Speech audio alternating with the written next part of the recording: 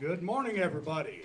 Good morning. Welcome to this beautiful occasion, and we do have our memorial up the road. If we were up there, if the rain had held off, I'd say this place of honor. So we're going to bring that designation down here as a place of honor also. And we're so glad to have all the families out here, especially all the young people, the scouts. They do help us out every year, and the scoutmasters and their families. We appreciate what they do for us. And I told one of them, I said, probably one of our governors is in one of these uniforms out here one day, so you just never know.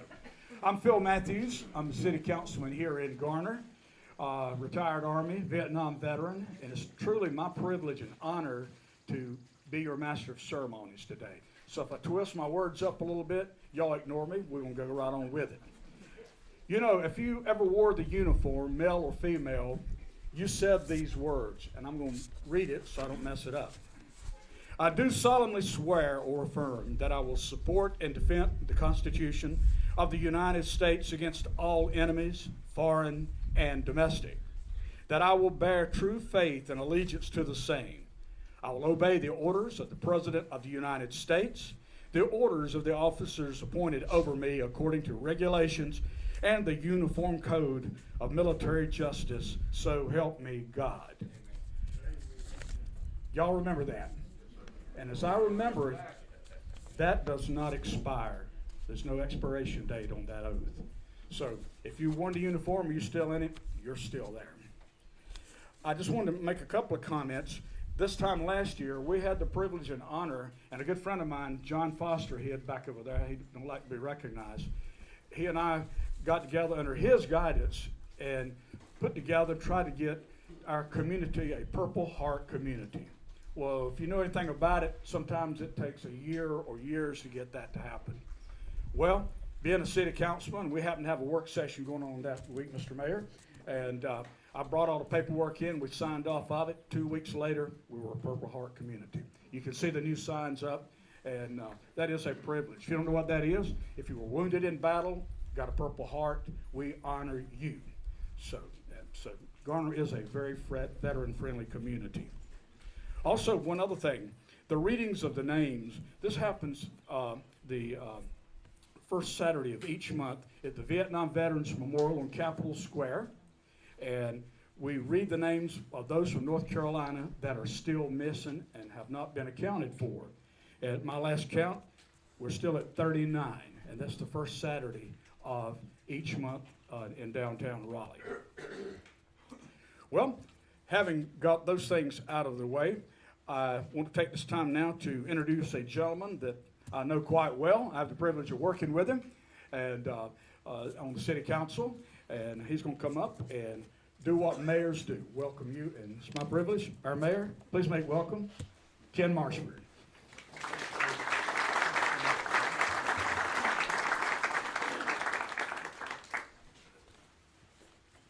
Well, good morning to you all. I'd expect to see you scattered under the trees out there as we had an outdoor event. Somebody said when it rains, just think of that as liquid sunshine.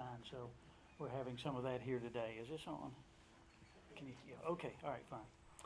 So I'd like to begin actually by thanking the Veterans Advisory Committee for organizing this event today. I love this park. I don't live far from here, and there are many days of the week that I come here to exercise some. So it's a great venue, whether you're under the shelter or out there under the trees, in my opinion. So it's good to see a lot of familiar faces here today. I had a chance to greet several of you, and hopefully before the event is over today, I'll be able to greet others as well. But thank you for taking the time out of your schedule to come out for such an important event. You know, as I think about the significance of Memorial Day, I'm reminded that there are various symbols and activities that represent our attempt as a people to give recognition to those faithful patriots who gave their all for their country. And one symbol that has long intrigued me is the poppy, the little red flower that I proudly wear today. So I did some research to confirm some things that I'd heard about and to gain new insights about the poppy. And so those of you who know the history well will forgive me for indulging you for a few minutes about this. So this is what I found. The Remembrance Day symbolism of the poppy started with a poem written by a World War I brigade surgeon who was struck by the sight of the red flowers growing on a ravaged battlefield. From 1914 to 1918, World War I took a greater human toll than any previous conflict, with some 8.5 million soldiers dead of battlefield injuries or disease. The Great War, as it was then known, also ravaged the landscape of Western Europe, where most of the fiercest fighting took place. The brutal clashes across northern France and Flanders, which is northern Belgium, tore up fields and forests, tearing up trees and plants and wreaking havoc on the soil beneath. But in the warm early spring of 1915, bright red flowers began peeking through the battle-scarred land. The flower, known variously as the Flanders poppy or the corn poppy or the red poppy and corn rose, is actually classified as a weed, which makes sense given its tenacious nature. Lieutenant Colonel John McRae, a Canadian who served as a brigade surgeon for an Allied artillery unit, spotted a cluster of poppies that spring.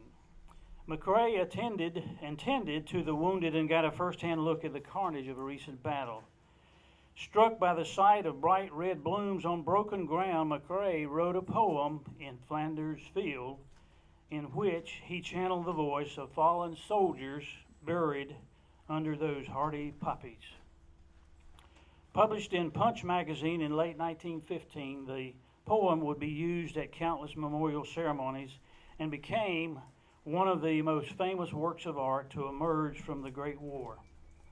Its fame had spread far and wide by the time McRae himself died from pneumonia and meningitis in January of 1918. And so I think it's proper today. I want to share with you this memorable poem in Flanders Fields with you now. In Flanders Fields the poppies blow, between the crosses row on row that mark our place, and in the sky the larks still bravely singing fly, scarce heard amid the guns below. We are the dead. Short days ago we lived. We felt dawn. We saw sunset glow. Loved and were loved, and now we lie in Flanders Fields.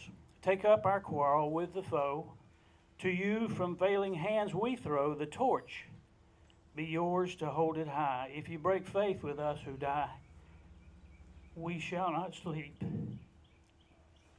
The poppies grow in Flanders Field. Excuse me. Would you join with me in a moment of silence as we honor those who died?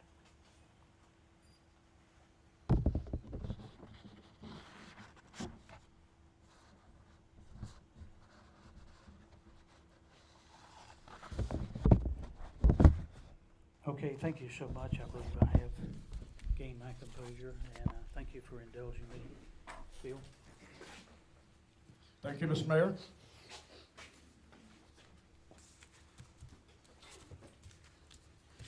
For you Vietnam veterans like me, we call this monsoon time. And I ordered it in special for this occasion. And if you believe that, we've got a lot to talk about. And now, it gives me great pleasure for the presentation of colors, because our Garner Police Department and Fire Department are the best that there are. Our City Council stands behind both of those groups, and we're proud of the fine job they do. And you're going to see examples of their professionalism as we now have the Garner Police and Fire Honor Guard present the colors.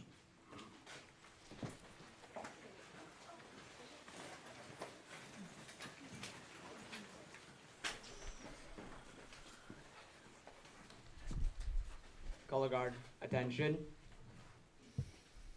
Color guard, forward march.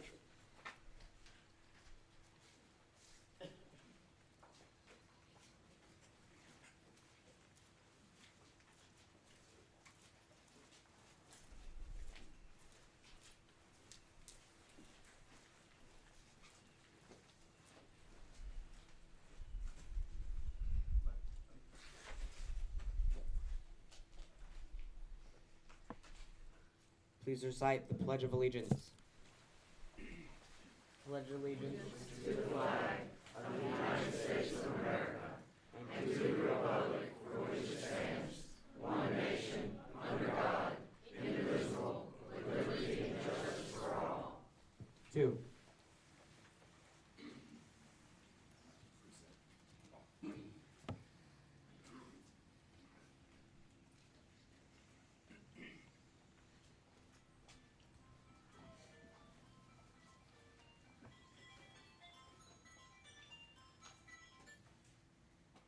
Oh, say, can you see by the dawn's early light what so proudly we hailed at the twilight's last gleaming, whose broad stripes and bright stars through the perilous fight o'er the ramparts we watched were so gallantly streaming, and the rocket's red glare, the bombs bursting in air, gave proof through the night that our flag was still there. Oh, say does that star-spangled banner yet wave o'er the land of the free and the home of the brave?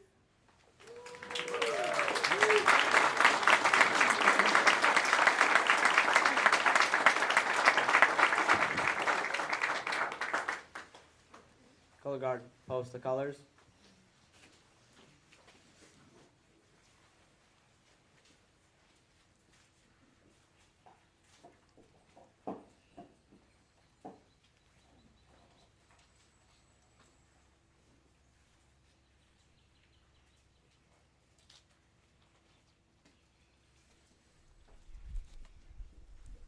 The audience may be seated.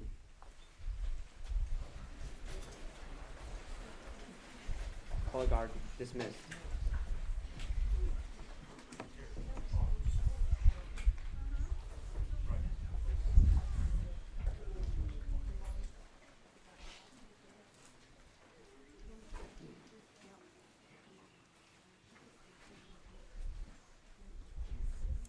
I'd like to thank Scout Kiefer Froome, I hope I'm pronouncing that correctly, from Scout Troop 320, we got that one correct, taking charge, and the national anthem, Hannah Quinlivan. I hope I'm pronouncing it. She did a fantastic job. Woo!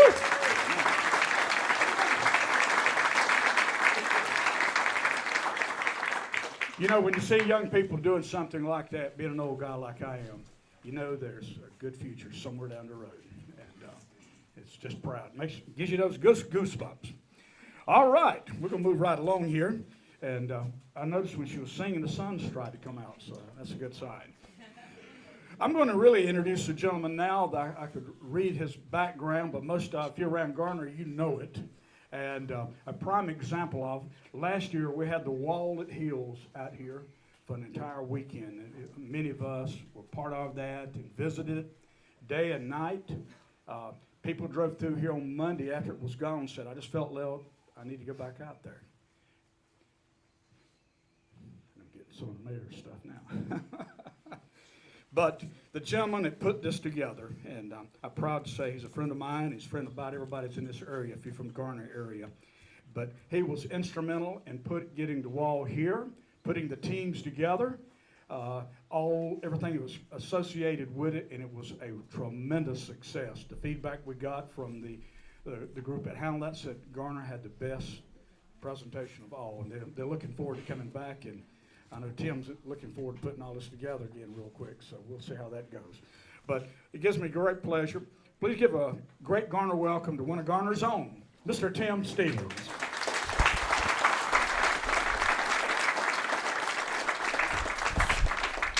just a Garner guy. And you know, I love that memorial up there. It's hard for me to conceive of any community building a memorial that reflects their community as well as that one does.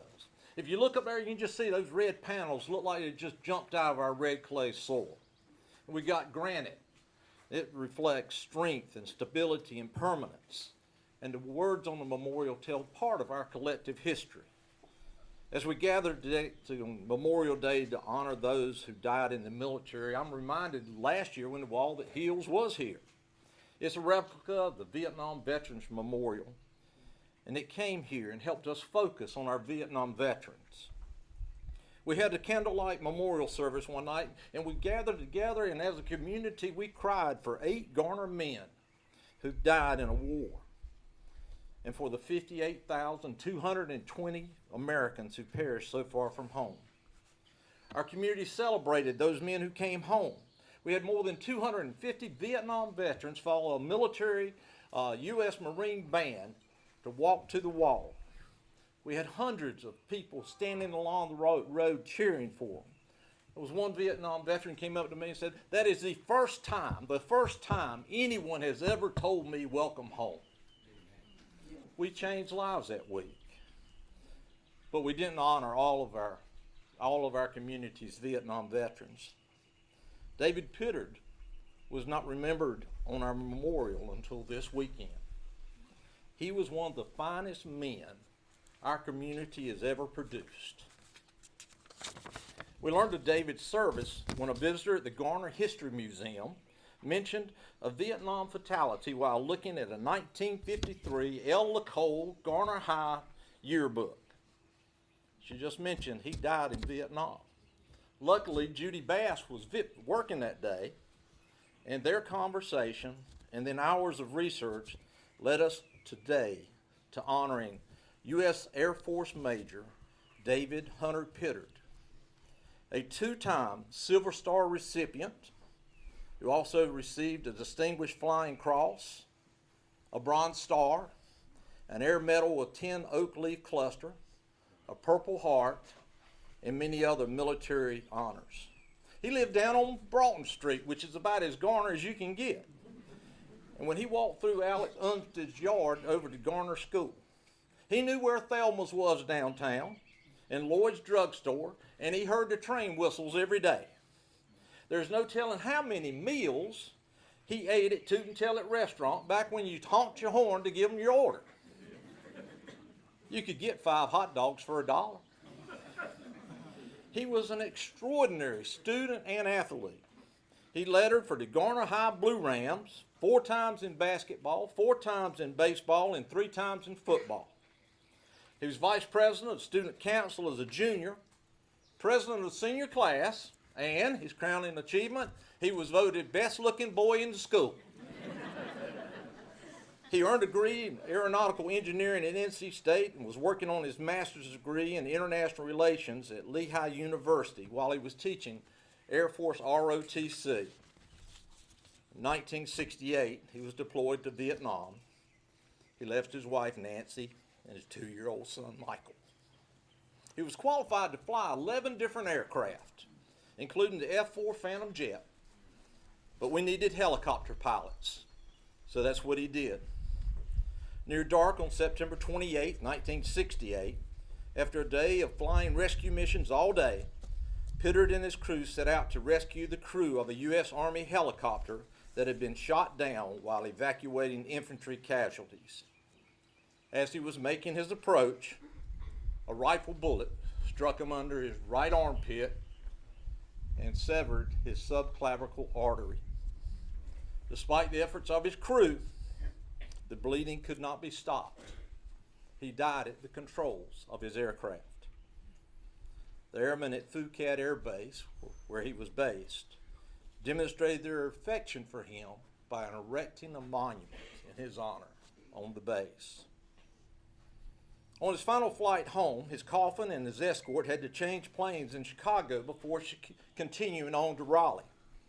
The coffin and Air Force Major Edwin Wagner, who was Pittard's best friend at Lehigh, disembarked on the tarmac in the rain in Chicago.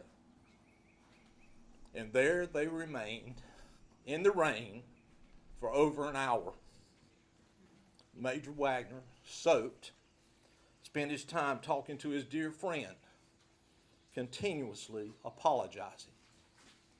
David Pittard, one of our nation's finest, a man who had risked his life time after time after time to save the lives of others, was forgotten, overlooked, and not honored. But Major Pittard will never be forgotten or overlooked again in Garner. He will be here honored as long as granite stands.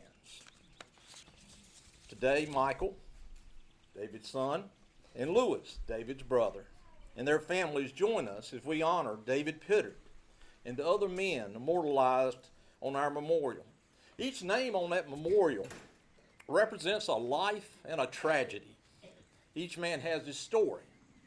17-year-old Langford Poole, for example, lived near Auburn. He had 5 brothers and 2 married sisters before the Civil War. By the war's end, his father had 3 living sons and 2 widowed daughters, including my great-great-grandmother. Romulus Young was from Panther Branch, and he was in the Philippines during the Spanish-American War. He became sick, was going home, and died in San Francisco. Robert LeMay Turner, another of the Panther Branch boys, was killed in the closing days of World War I. Oliver Westbrook, who lived over across from Brian Lee Funeral Home on Highway 50, was called back from his honeymoon and immediately left for Europe to fly bombers during World War II. He lived with his wife for less than 1 week before he was called away forever. Mechanic David Williams, athlete from Williams Crossroads, was in the U.S. Army Air Corps in the Philippines when Pearl Harbor and Manila were attacked.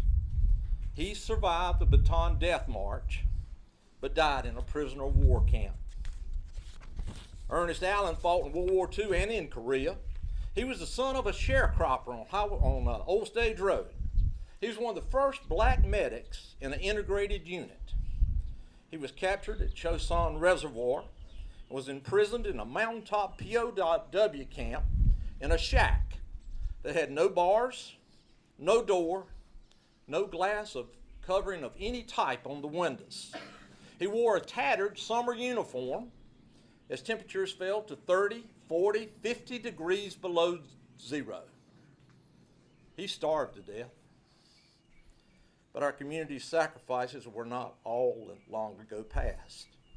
U.S. Marine Lance Corporal Jeffrey Webb joined the military after a driver in a terrorist act deliberately drove a SUV through a crowd on the quad at the University of North Carolina. Jeffrey was killed in a rollover accident as he prepared to go to Iraq. U.S. Army Sergeant Courtney Johnson enlisted to serve his country in the days following 9/11. He was killed in Iraq. A Raleigh City Park is named in his honor. And many of us remember Henry Sanchez running these trails here as he prepared to go to Marine boot camp. He was a Silver Star recipient in Iraq and was one of the catalysts to get our memorial built. And so in light of all those sacrifices, it is great humility that we, the living, gather here today to remember freedom-loving men and women who purchased our freedom. There were men like Wilbur Ray Jones. He parachuted into France on the night before D-Day, and Lee J. Messer, who landed on Utah Beach a few hours later. And Otis Collins, who was a member of the 92nd Infantry Buffalo Division, the only black division to fight on the ground in Europe during World War II. In Vietnam, Warren Davis died the day after he was supposed to come home.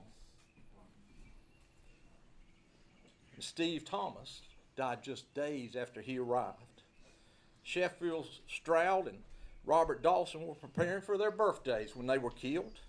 And Donald Wall, a career soldier, did everything he was supposed to do and did it the right way when he was killed.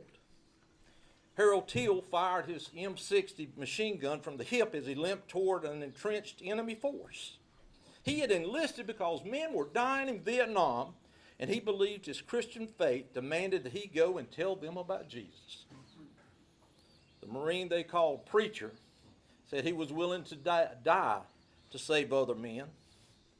He saved 22 men that day with his attack. Teal, Phil Fleming, Larry McLaughlin, David Pittard each received a Silver Star for their actions in Vietnam. What did our community do to produce such men? And what great accomplishments were our community and the world denied by their premature deaths? Each Gold Star family represented on that memorial paid for our nation's liberty with a price of tears, devastation, and heartbreak. These families never heard their son's voice again. There's an empty chair every Thanksgiving and every Christmas. There is no birthday celebration. And on Mother's Day and Father's Day, it brings a sense of emptiness.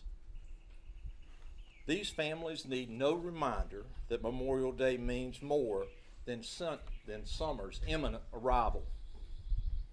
To these days, to these families, every day is Memorial Day. Each man listed on our memorial paid the same price. It's what Abraham Lincoln called the last full measure of devotion. And on this Memorial Day, we rejoice that our fallen are not forgotten. And it's with great pride that we can say they're all Garner guys.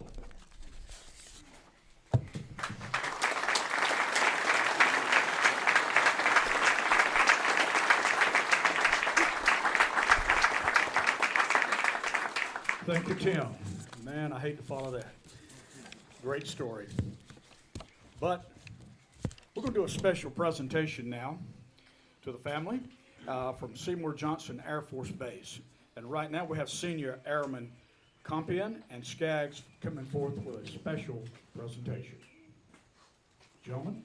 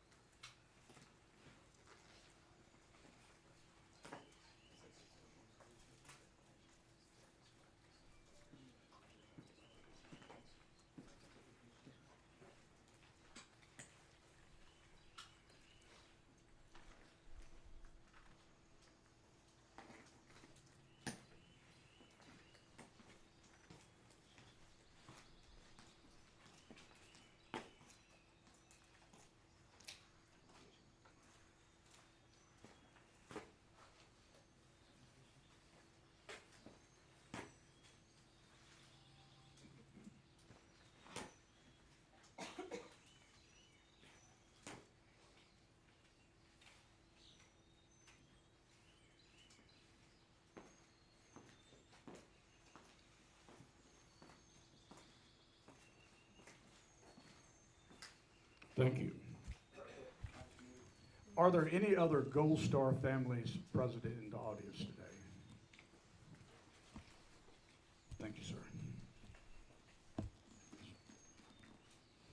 Thank you for being a part of our and the sacrifice you made.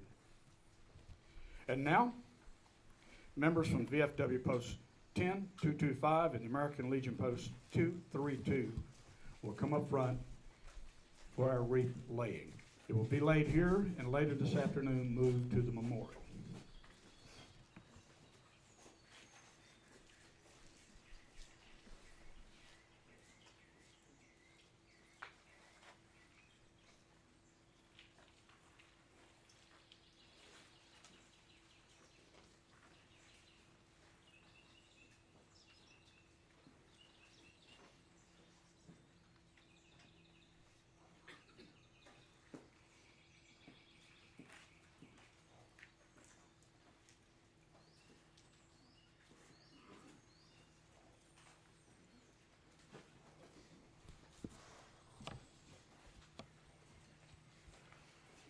And now we're going to ask the honor guard from the Garner Police and Fire Department for the retiring of the colors.